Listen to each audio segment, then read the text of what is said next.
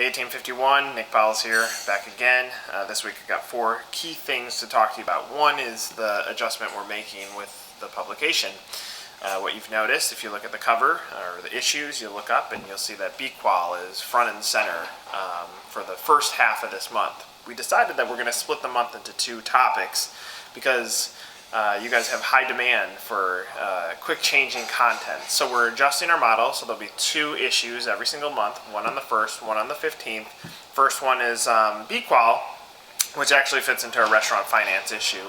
The issue that's going to be coming up on November 15th will be political, so you'll get to see stories about Mr. Trump and how the franchise industry feels about the potential of him being named Mr. President. So that's coming up later on this month. A few quick stories that have been featured in the last week. One is 10 restaurants with over $1 million investment. As the economy has turned, there's a little bit more flexibility in the investment level that you, the prospect, are able to put into the concept that you would like to be a part of. Clearly and forever, restaurants have been the sexy category, and a lot of people want to get involved in restaurants. There's also another story about whether you should buy a restaurant. What are the positives and negatives of being in the restaurant space? But this particular story talks about restaurant concepts over $1 million. There are plenty out there, and what does it mean for you? Well, in essence, if you're paying more up front for the cost to building out a restaurant, that should create a higher return on investment because it's a higher volume model. You're having more seats. The structure of the building is set up to withstand more volume in sales. It's a much different situation than running a QSR brand. So take a look at the 10 restaurants that are over $1 million in investment that could be the right fit for you.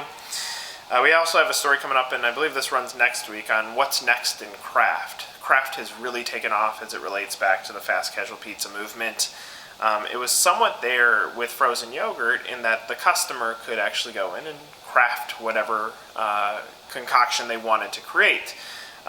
There's going to be more in this, and we're starting to see it in the beer side, that clearly craft beer is a hot topic.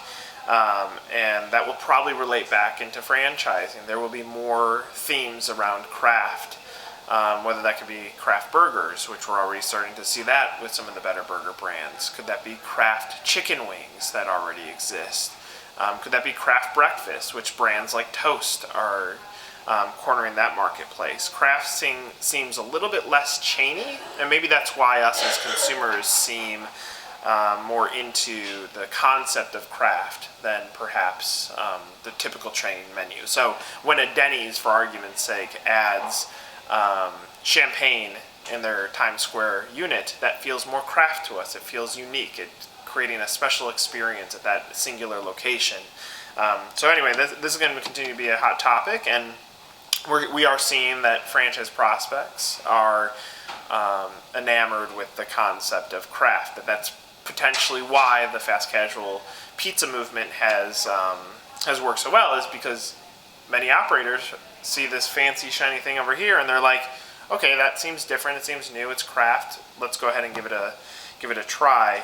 And it's creating a lot of growth in new segments that are in essence forms of things that already existed. Pizza has always been around, here's a new take on it.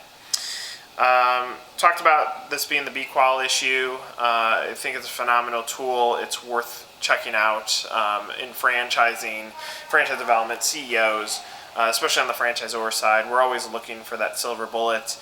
I don't think a silver bullet exists, and we've talked about this before, but what I find interesting about B-Qual is it's something new. Similar to what we've done with 1851, when something new pops into the scene, it's worth taking a look and giving a shot.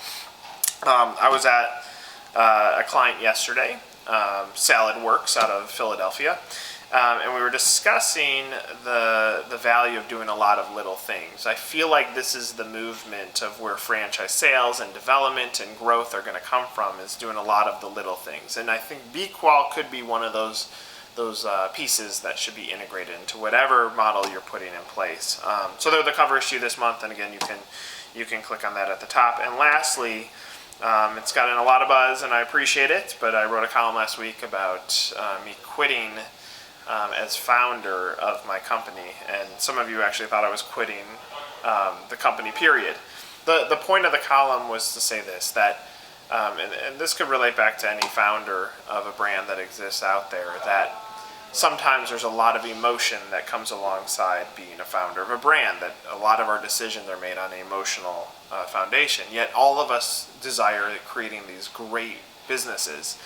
And maybe if we could take a step back and say, how would a CEO approach this? If we were going to go out there and recruit the top CEO in restaurants or service or retail, or in my case, in the agency world, what would be the first things that they would do when they got into the system? And if we can change our mindset slightly, maybe that could help us, me and you, become great companies. The reality is there's some magic to being a founder, though. We are entrepreneurial. We are the ones that took that risk. We may have massaged an idea of the past and made it our own. And there's this level of grit that comes along with that. That grit is something that can never be trained. It's something that is inside of us.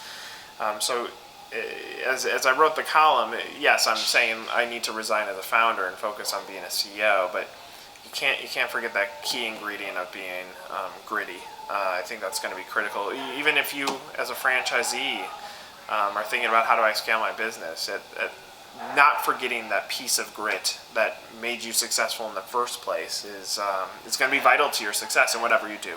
So again, I appreciate the great feedback on the column. I will let you know how it goes over the next few months as I try to change my mindset to being a little bit more KPI focused.